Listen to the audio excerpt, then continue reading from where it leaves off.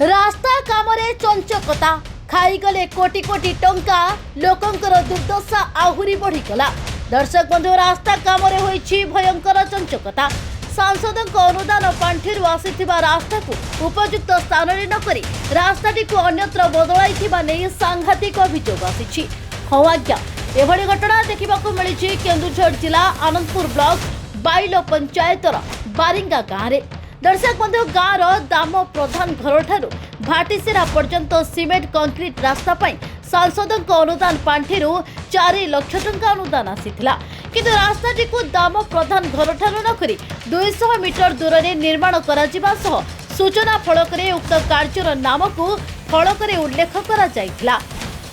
जहां निजे दाम प्रधान कनिष्ठ जंत्रीक ठारू आरंभ करी आनंदपुर बीडीओ को जणाइथिले मध्य कौनसी अधिकारी घटना विषय गुरुत्व देउनथिबा नै असंतोष प्रकाश पाइछि। 4 लाख टଙ୍କା देवा पर से माने आम घर रे काम होई नै किंतु आम फलकर आम ना लिखा है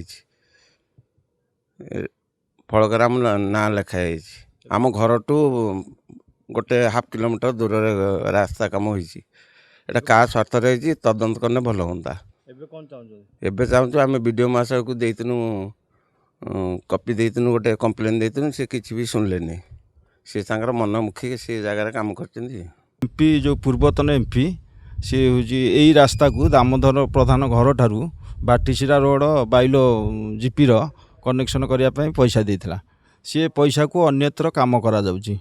ये कहा स्वार्थर होउची एवं कहा निर्देश होउची तार तदंत करने आम चाहूँ।